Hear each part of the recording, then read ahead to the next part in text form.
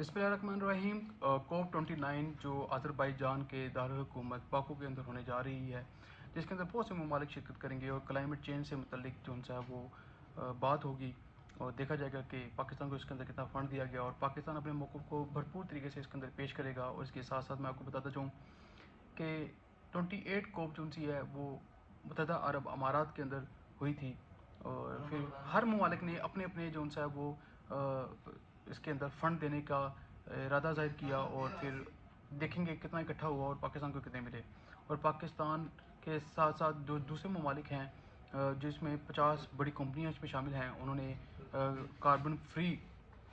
जो उनसा इन्वायरमेंट बनाने के लिए और मीथेन गैस के अखराज को सिफर करने के लिए क्या इकदाम उठाए हैं, क्या उठाए भी हैं अभी, जो उन्हें 2050 तक कार्बन फ्री और मीथेन गैस के अखराज को सिफर करना है। क्या ये हकीकत कहाँ तक पहुँची है, इस पर हम बात करेंगे।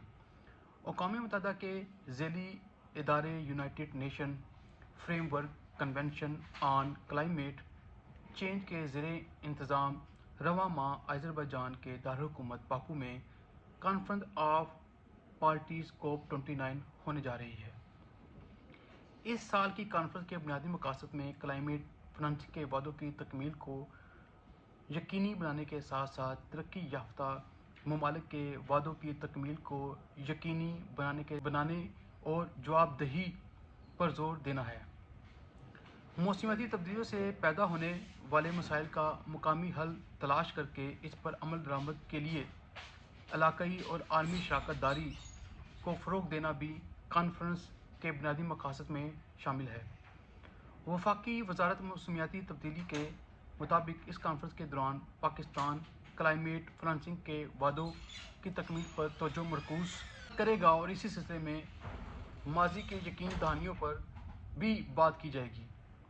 इस सिलसिले में माजी की यकीन दहानियों पर बात करने के साथ साथ मौसमियाती तब्दीली के चैलेंजेस का सामना करने के लिए वसाइल की दस्तयाबी में भी इजाफा हो सकेगा। वादा रहे कि ग्लोबल वार्मिंग और मौसमियाती तब्दीलियों के चैलेंज से निपटने के लिए क्लाइमेट फाइनेंसिंग के अनवान से होने वाली इस आलमी माहौलियाती कॉन्फ्रेंस के इनेकाद से कबल आलमी सतह पर कायम ग्रीन क्लाइमेट फंड अपने मुकर्रर हदाफ हासिल करने में मुकम्मल तौर पर नाकाम रहा है। इस हवाले से गुज़श्ता 4 साल के दौरान होने वाली कॉन्फ्रेंस में कार्बन के अखराज के ज़िम्मेदार ममालिक की तरफ से बड़े बड़े दावों के बावजूद $100 अरब भी जमा नहीं हो सके। क्लाइमेट फंड में 2020 से तक अब तक $61.5 अरब जमा हो सके हैं, जिसमें 2024 से पाकिस्तान को सिर्फ $25 करोड़ मिले हैं। इससे ये जाहिर होता है कि कार्बन के अखराज के बड़े ज़िम्मेदार तरक्की याफ्ता ममालिक की यकीन दहानियों के बावजूद फ़ंड की अदम फराहमी मौसमियाती मुतासरा पाकिस्तान जैसे ममालिक को फाइनेंसिंग की राह में बहुत बड़ी रुकावट है। इन चैलेंजेस को मद्देनज़र रखते हुए COP29 में क्लाइमेट फाइनेंसिंग के हवाले से अहदाफ के हसूल का तयन और मुस्तक़बिल में तरक्याती मनसूबों की शराकत दारी के लिए डेवलपमेंट पार्टीज़ को अपने वादे पूरे करने का एहसास दिलाने की ज़रूरत है। वादा रहे कि गुज़श्ता बरस मुत्तहदा अरब अमारात में होने वाली COP28 कॉन्फ्रेंस में यूरोपीय यूनियन की तरफ से $275 मिलियन और मुत्तहदा अरब अमारात ने $100 मिलियन और अमेरिका ने $17.5 मिलियन और जापान ने $10 मिलियन और जर्मनी ने $10 मिलियन और दीगर 100 ममालिक ने मजमूई तौर पर $100 मिलियन से ज़ायद की फराहमी का ऐलान किया था। रुकन ममालिक ने रवां दहाई के आखिर तक आलमी काबिल तजदीद तवानाई की पैदावारी सलाहियत को कम अज़ कम 11,000 गीगा वाट तक लाने, जबकि कॉन्फ्रेंस में शरीक तेल और गैस से पैदा करने वाली 50 बड़ी कंपनियों ने 2050 तक कार्बन फ्री होने और मीथेन का अखराज सिफर करने का अज़म का इजहार किया था, जिस पर अभी कोई भी अमल शुरू नहीं हुआ है। यहाँ ये अमर काबिल ज़िक्र है कि मार्च में जारी होने वाली आलमी इदारे ट्रांसपेरेंसी इंटरनेशनल की रिपोर्ट में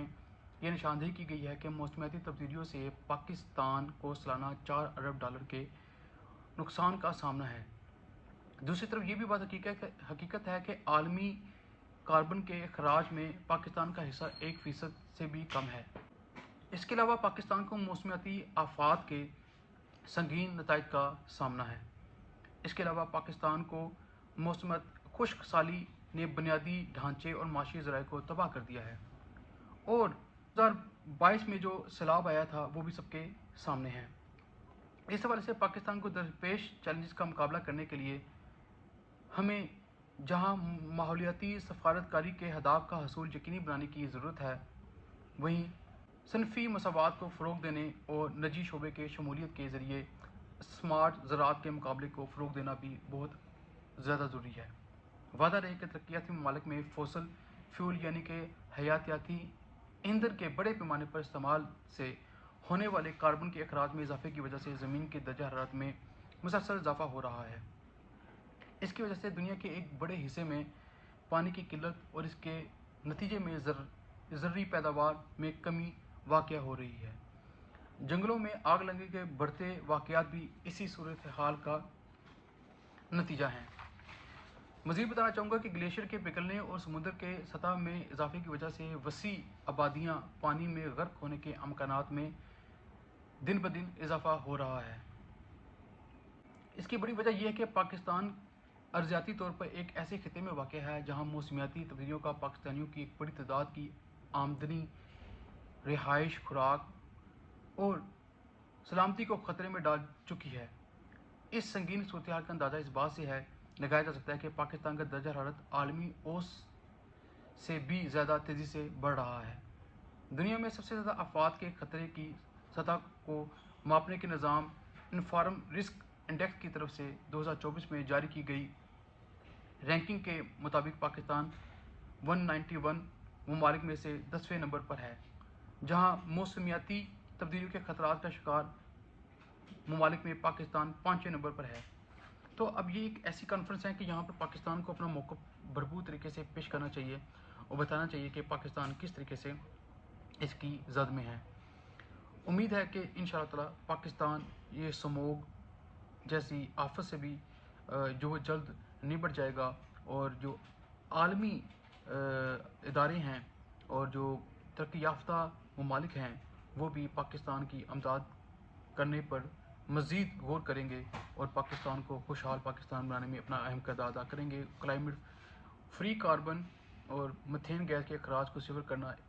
اس وقت ناگزیر ہو چکا ہے، کیونکہ اس سے بے شمار بیماریاں جنم لیتی ہیں۔ اجازت دیجیے، پاکستان زندہ باد، پاکستان زندہ باد۔